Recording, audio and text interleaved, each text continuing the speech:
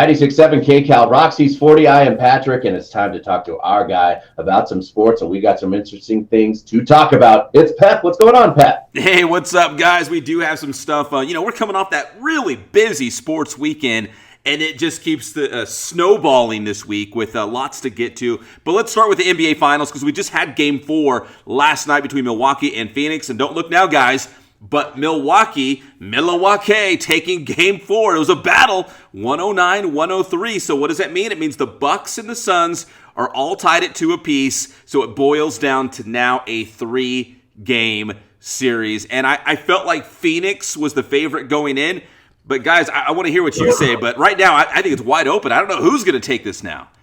Yeah, I mean, now look out. Now the momentum swings. I mean, now it definitely feels like it's going to be Game 7 in Phoenix, but they better watch out if the Greek Freak just goes wild. That knee looks pretty good. There seems to be a missing persons report out for Chris Paul. What happened to him? Oh, man, snap, the invisible man. Listen, you can't be great every single day, but yeah, if you pick to have a bad game in the NBA Finals, not a good time, not good timing to do that. But hey, think about it. On the flip side, if Chris Paul was basically irrelevant, but Chris Middleton for the Bucks, he's kind of like that second guy for Milwaukee after Giannis. He had a huge game last night. It's like, who's the supporting cast that's going to step up and support the star, whether it's Giannis and Phoenix? I mean, you could make a case for CP3, but really it's Devin Booker who's the star on that team, who's now the Suns' single-season playoff record holder in terms of points. So, but who's the supporting cast going to step up? And last night for Milwaukee, it was Chris Middleton. He was the guy. You're right. He was playing so well and just doing his thing. He's very streaky, though. It seems like Chris, he can do the little missing persons report himself. Yes. But yeah, when the Greek Freak just gets one other person who can help him, they look dangerous. I mean, that's kind of what they're saying. Like the knock on the Greek Freak is he wants to be Jordan-esque, but he's not quite the all-around type of player. He's a very good scorer from like inside, not so much the outside shooter. They're saying if Middleton can be on, he is that for the Bucks. So if those two are kind of working in that, I mean, we saw it works for them. So they could be dangerous if they get that going. Well, back to Phoenix. I think this is going 7 for sure.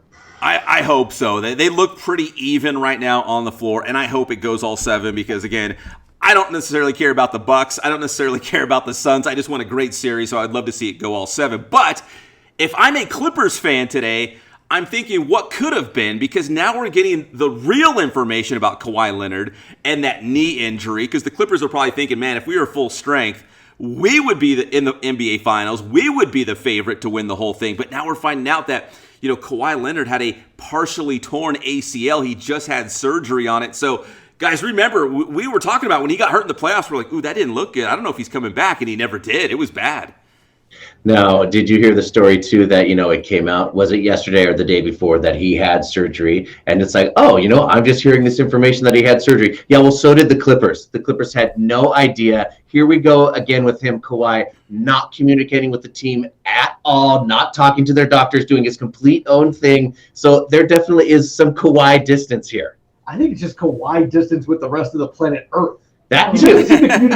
No, I mean, their team doesn't even know what's going on. I mean, I think they have to offer him the max deal. No, whether he takes it or not, it was another thing. But it's like if you're the Clippers, you have to. But this could be trouble.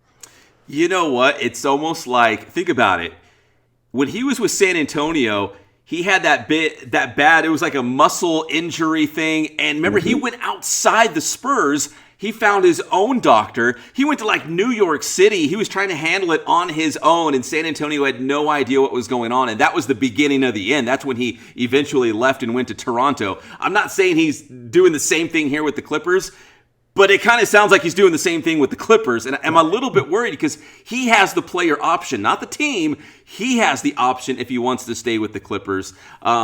It's hard to read the writing on the wall at this point. I think it's 50-50, at best. But yeah, it kind of sounds like a San Antonio thing all over again. We'll see what happens there. Oof. Hey, if you're a USA basketball fans, we're still talking hoops right now. I know they're just exhibitions as we get ready for the Tokyo Olympics, but Team USA with all those NBA stars, they lost to Nigeria, they lost to Australia, they did bounce back and beat Argentina. But guys, I mean, it's a little concerning to think these countries that we would usually be easily by double digits we're losing to and struggling with. And again, it's exhibitions, but still, it's enough to make you raise your eyebrow just a little bit. I think it goes to show you that look how far ahead of the world we were back in 1992, 93 with the Dream Team. The world has caught up. Well, look, guys, I'm sorry to tell you, but LeBron James has to fight aliens this summer, so he cannot defend the Olympics, guys. You're just going to have to deal without him this summer and try to get a gold while he is defending our planet. Hey, he's missed. The TV ratings show it. Yeah, bigger things are on the line than the red, white, and blue. We're fighting for the future of our galaxy, our universe out there. So. A lot on the line that LeBron's saving, guys. Well on his plate. So if you're following the Stars and Stripes, this version of the Dream Team, they will play Australia again on Friday in an exhibition. And Bradley Beal, one of the starting guards in the COVID protocol. So that's kind of up in the air. What's going to happen with Bradley Beal? Will he travel to Japan? Will he be on the team? What does it mean? So we'll have to find out as we get closer to the actual Olympics. Guys, I did want to talk a little football. In fact, I was planning to come on here and talk about the new version of the LA Rams uniforms, which is kind of a mild throwback, and I think they do look a little bit better than some of the other uniforms they had out there. But instead, the big headlines right now this morning, because we're still getting new information, is former Seahawk, former 49er, big-time star Richard Sherman being arrested. And guys, as more details come out about this arrest of, crashing his car, and I think he ended up at his in-laws' house, and suicide watch and all this stuff, it sounds pretty serious with Richard Sherman. You hear domestic violence and felony and burglary and stuff. And then with his in-laws, I mean, it's not good at all. And like you said, the car wreck on top of it. I mean, as far as I know, he's still in King County Jail right now. I mean, that is 3 blocks away from my high school. Yeah, it was. We should say that. It was up in Seattle where this all went down. And again, new information coming out tonight, this morning, because the 911 call was being released, and it's not pretty. It's not good. And Richard Sherman's a free agent. I suspect he still wants to play in the NFL, and this is not good. No, it's not. It was rumored that the Jets, maybe the Cowboys, possibly the Seahawks were going to pick him up. I mean, is that all out the window? Eek. Yeah, I mean, who's going to scoop that up? There's going to be, some legal things going on with him going forward now. And NFL training camps, guys, like a week? Maybe 2 weeks at the most before they get together and start the season. So not good for Richard Sherman, who has been one of the good guys, man. He's been very outspoken. He's been a good leader. For the most part, he's been pretty squeaky clean and doing the right thing. So kind of out of left field for Richard Sherman. And finally, alcohol, man. We'll do it. Alcohol, for sure. Look out on that booze. Yeah, man, Richard Sherman. So finally, guys, Major League Baseball, we're coming out of the All-Star break. We just had the Major League Baseball draft. And if you're an Angels fan, outside of Shohei Ohtani, you would say that the biggest weakness is they need pitching.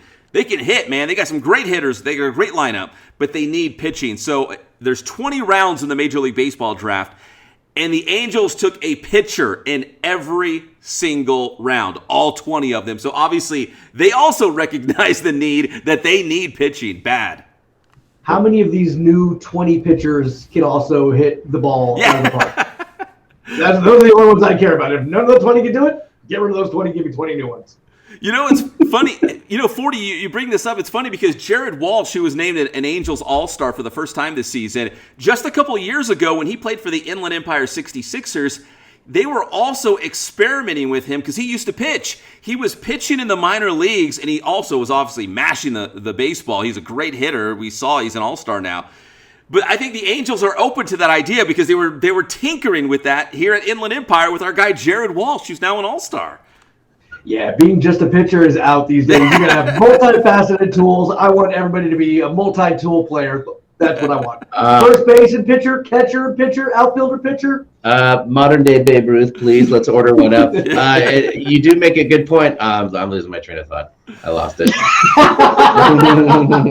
Hey, but I will give a quick shout out. We had a bunch of guys from the Inland Empire get drafted, but going the first one right off the list in the second round to the New York Yankees, Brendan Beck. He's a pitcher out of Corona High School and Stanford.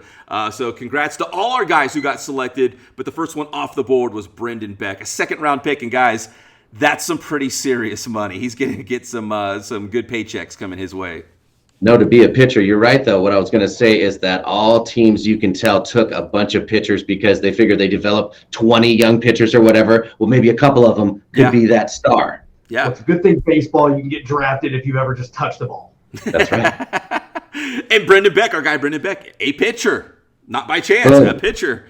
Get that Yankee money. That's right. Be a pitcher or a quarterback. It's the way it is. Pep, tell them how to get your stuff. Hey, it's Inland Sports. You can find us all over social media. We got the Inland Sports YouTube channel. We got shows, videos, programs, interviews, highlights, all the good stuff. So check it out, Inland Sports.